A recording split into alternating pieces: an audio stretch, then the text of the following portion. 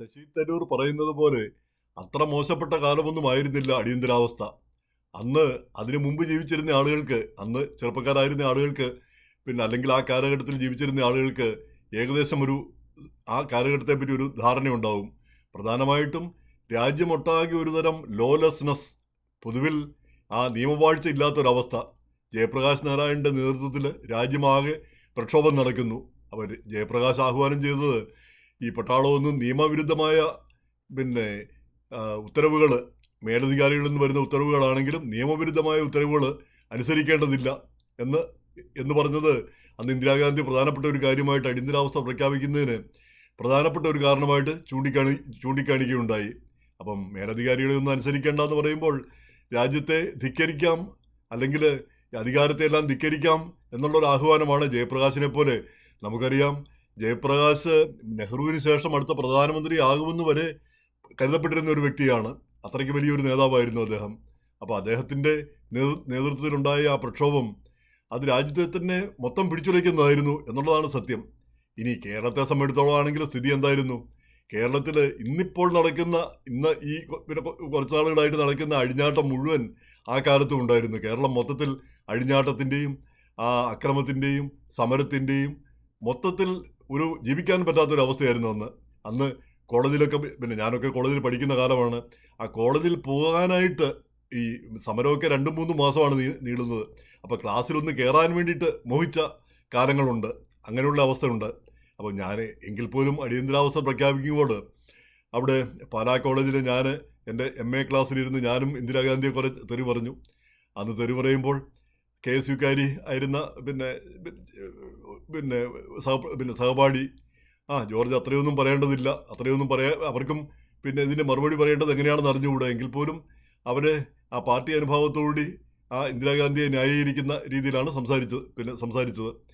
എങ്ങനെയായിരുന്നാലും അടിയന്തരാവസ്ഥ വന്നതിന് ശേഷം പിന്നെ കേരളത്തിൽ ബസ്സുകൾ ഓടാൻ തുടങ്ങി, സമയത്തിന് ഓടാൻ തുടങ്ങി. സ്കൂളും കോളേജും പിന്നെ മുടങ്ങാതെ പഠിപ്പിക്കാൻ തുടങ്ങി. എല്ലാം വളരെ മനോഹരമായിട്ട് പോകുന്ന ഒരു കാഴ്ച നമ്മൾ കണ്ടു. വാസ്തവം പറഞ്ഞാൽ അതിനു മുമ്പ് അങ്ങനെ ഒരു കാലം ഉണ്ടായിരുന്നില്ല, അതിനുശേഷവും അങ്ങനെ ഒരു കാലം ഉണ്ടായിട്ടില്ല. ഇപ്പം പിന്നെ ഏകദേശം ആ കാലഘട്ടം തിരിച്ചു വന്നതുപോലെയാണ്, അടിയന്തരാവസ്ഥയ്ക്ക് മുമ്പുള്ള ആ കാലഘട്ടം തിരിച്ചു വന്നതുപോലെയാണ് കേരളത്തിലെ ഇപ്പോഴത്തെ കാര്യങ്ങളെപ്പറ്റിയൊക്കെ അറിയുമ്പോൾ പിന്നെ തോന്നുന്നത്. അപ്പോൾ ആ നിയമവാഴ്ച ഇല്ലാത്തൊരവസ്ഥ നമ്മുടെ നാട്ടിൽ നിലനിൽക്കുന്നു. അപ്പോൾ ആ പഴയ കാലം തിരിച്ചു വന്നിരിക്കുന്നു. അപ്പോൾ ഇത് ശശി തരൂർ ആ സമയത്ത് എവിടെയായിരുന്നു എന്ന് എനിക്ക് അറിഞ്ഞുകൂടാ. എങ്ങനെയായാലും ശശി തരൂർ ഇതിനെ പിന്നെ ഇത്രയധികം അപഹസിച്ച് എഴുതേണ്ട കാര്യമൊന്നുമില്ല, പ്രത്യേകിച്ച് കോൺഗ്രസ് പാർട്ടിയിൽ നിൽക്കുമ്പോൾ. അപ്പോൾ അദ്ദേഹത്തിൻ്റെ ഉദ്ദേശം വേറെ ആയിരിക്കാം. ഞാൻ മുമ്പൊരു വീഡിയോയിൽ പറഞ്ഞതുപോലെ ഈ ശശി തരൂർ, ഈ ബസ്സുകാർ പിന്നെ മൈക്കിലൂടെ വിളിച്ചു പറയുന്ന പോലെ സ്റ്റാൻഡ് വിട്ടു പോകണം, ശശി തരൂർ സ്റ്റാൻഡ് വിട്ടു പോകണം. അദ്ദേഹം BJP ചേർന്നാൽ അദ്ദേഹത്തിനും കുറച്ച് ഗുണമുണ്ടാകും, BJPക്ക് ഗുണമുണ്ടാകും, രാജ്യത്തിനും കുറച്ച് ഗുണമുണ്ടാകും. അദ്ദേഹത്തെ പോലെ ലോക രംഗത്തെല്ലാം പരിചയമുള്ള ഒരു വ്യക്തി ഒരു കേന്ദ്രമന്ത്രിയോ അല്ലെ കേന്ദ്രത്തിലെ ഒരു സ്ഥാനത്തെത്തിക്കഴിഞ്ഞാൽ അത് അന്താരാഷ്ട്ര തലത്തിൽ തന്നെ ബന്ധങ്ങൾ സ്ഥാപിക്കാനും നമ്മുടെ രാജ്യത്തിന് ഗുണകരമായ കാര്യങ്ങൾ പലതും ചെയ്യാനായിട്ട് അദ്ദേഹത്തിന് കഴിയും. അപ്പോൾ അങ്ങോട്ട് പോകുന്നതുകൊണ്ട് തെറ്റൊന്നുമില്ല, അദ്ദേഹത്തിനും അതുകൊണ്ട് ഗുണമാണ്. ഇവിടെ കിടന്ന് ഈ കോൺഗ്രസ്സുകാരുടെ ആട്ടും ചീറ്റും കൊണ്ടിട്ട് എന്തോ കാര്യമിരിക്കുന്ന കാര്യം. തത്വമൊക്കെ ശരി തന്നെ. പിന്നെ മാനസികമായിട്ട് ശശി തരൂർ ഒരു BJPക്കാരനൊന്നും അല്ല, ഒരു മതരാഷ്ട്രമോ അല്ല, അങ്ങനെയുള്ള പിന്നെ ചിന്താഗതിയോ പുലർത്തുന്നയാളല്ല. പക്ഷേ എന്നാൽ പോലും അങ്ങോട്ട് പോവുകയാണ് അദ്ദേഹത്തിനും നല്ലതെന്ന് തോന്നിപ്പോകുന്നു. ഇനി മറ്റൊരു കാര്യം, ഈ അടിയന്തരാവസ്ഥയെ പറ്റി പറയുമ്പം നമ്മൾ ഓർക്കേണ്ട ചില കാര്യങ്ങളുണ്ട്. അടിയന്തരാവസ്ഥയ്ക്ക് ശേഷം ഇന്ദിരാഗാന്ധി വീണ്ടും അധികാരത്തിൽ തിരിച്ചു വന്നു. ഇന്ദിരാഗാന്ധി വന്നു എന്ന് മാത്രമല്ല, അവരുടെ പുത്രൻ വന്നു. പിന്നീട് കോൺഗ്രസ് പാർട്ടി പലവട്ടം അധികാരത്തിൽ വന്നു. അപ്പോൾ അതിൻ്റെ അർത്ഥം എന്താ? അപ്പോൾ അടിയന്തരാവസ്ഥ ഒരു തെറ്റായിരുന്നു, ഒരു മോശപ്പെട്ട കാര്യമായിരുന്നു. പക്ഷേ അതിനുശേഷം എല്ലാം കോൺഗ്രസ് ജയിച്ചുവെങ്കിൽ കോൺഗ്രസിനെ ജനം തള്ളിക്കളഞ്ഞില്ല. ആ ഒരു കാരണത്തിൻ്റെ പേരിൽ അവരെ മാറ്റി നിർത്തുകയും ചെയ്തില്ല. അപ്പോൾ അവരെ കുറ്റവിമുക്തരാക്കി എന്ന് വേണം നമുക്ക് പറയാനായിട്ട്. ജനങ്ങൾ വീണ്ടും തിരഞ്ഞെടുക്കുമ്പോൾ ഇതേ ന്യായം ഞാൻ പറയുമ്പം നെറ്റി വിളിക്കേണ്ട. ഇപ്പോൾ ഗുജറാത്ത് കലാപത്തിൻ്റെ കാലത്ത് പ്രധാനമന്ത്രി മോഡി അന്ന് അവിടെ മുഖ്യമന്ത്രിയായിരുന്നു. പിന്നീട് അദ്ദേഹം പ്രധാനമന്ത്രിയായി ഇലക്ഷനിൽ വിജയിച്ചു. അപ്പോൾ എന്താ, BJPക്കാരെല്ലാം പറഞ്ഞു ഇലക്ഷനിൽ ജനം അദ്ദേഹത്തെ അംഗീകരിച്ചു. അപ്പോൾ ആ കാലത്തെ ആ കാരണമൊന്നും നമ്മൾ ചിന്തിക്കേണ്ടതില്ല. ഈ നോട്ട് നിരോധനം വന്നപ്പോഴത്തേക്ക് ഒരുപാട് പേര് അതുകൊണ്ട് പിന്നെ ഒരുപാട് ദോഷങ്ങളുണ്ടായി. രാജ്യത്തിന് ദോഷമുണ്ടായി, വ്യക്തികൾക്ക് ദോഷമുണ്ടായി.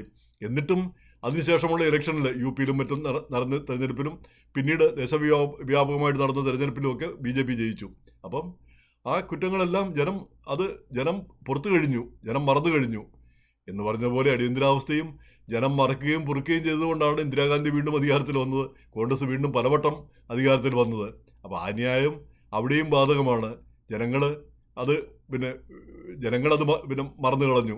പിന്നെ കുറച്ച് പേർക്കിപ്പം ഇന്ദിരയോ അല്ലെ കോൺഗ്രസിനെയോ ഒക്കെ ആക്ഷേപിക്കാൻ വേണ്ടി ആ ഒരു കാര്യം പിന്നെ ഇപ്പോൾ എടുത്തുപയോഗിക്കാമെന്ന് മാത്രം. അതിനുശേഷമോ പിന്നെ അതിനു മുമ്പോ ഉള്ള കാര്യങ്ങളെപ്പറ്റി അവർക്ക് പറയാനില്ല താനും. അപ്പം ഇങ്ങനെയുള്ള ഈ ചരിത്രത്തിലെ ചില ഏടുകൾ മാത്രം എടുത്ത് കാണിക്കുന്നതിൽ വലിയ അർത്ഥമൊന്നുമില്ല. അതിൻ്റെ ആ കാലത്തെ കാരണങ്ങളും അത് തീർച്ചയായിട്ടും ഒരു ഇന്ദിരാഗാന്ധിയുടെ ഒരു ഏകാധിപത്യ മനസ്ഥിതി അതിൻ്റെ പിന്നിലുണ്ട്. അവർക്കെതിരെ കോടതി വിധി വന്നപ്പോൾ അത് അംഗീകരിക്കുന്നതിന് പകരം അത് അംഗീകരിച്ച് അവർക്ക് മാറി നിൽക്കാമായിരുന്നു. ആരെയെങ്കിലും ഏൽപ്പിച്ചാൽ മതി. അന്ന് CM സ്റ്റീഫനെ പോലെയൊക്കെയുള്ള ആളുകൾ പിന്നെ അവരുടെ ശിങ്കിടികളായിട്ട് നിൽക്കുന്ന ധാരാളം ആളുകളുണ്ട്. പിന്നെ ദേവകാന്ത് ബറുവ, DK ബറുവ, ഇന്ദിരയാണ് ഇന്ത്യ എന്നൊക്കെ പറഞ്ഞ മഹനീയ വ്യക്തികൾ. അപ്പോൾ അവരെയൊക്കെ പിന്നെ അവരെയൊക്കെ അധികാരമേൽപ്പിച്ചൊന്ന് മാറി നിന്നിട്ട് പിന്നെ സുപ്രീം കോടതി വിധി അനുകൂലമായിട്ട് വരുമ്പോൾ തിരിച്ചു വരാവുന്നേ ഉണ്ടായിരുന്നുള്ളൂ. പക്ഷെ അത് ചെയ്തില്ല. അത് ഇന്ത്യൻ ജനാധിപത്യത്തിന് ഒരു വലിയ പാഠമായിരുന്നു എന്നുള്ളത് സത്യമായിട്ടുള്ളൊരു കാര്യമാണ്. അതിനേക്കാളുപരി അന്ന് അടിയന്തരാവസ്ഥക്കാലത്ത് നമ്മൾ കേരളത്തിലിരുന്ന് നോക്കുന്ന പോലെയല്ല ഡൽഹിയിലും മറ്റും.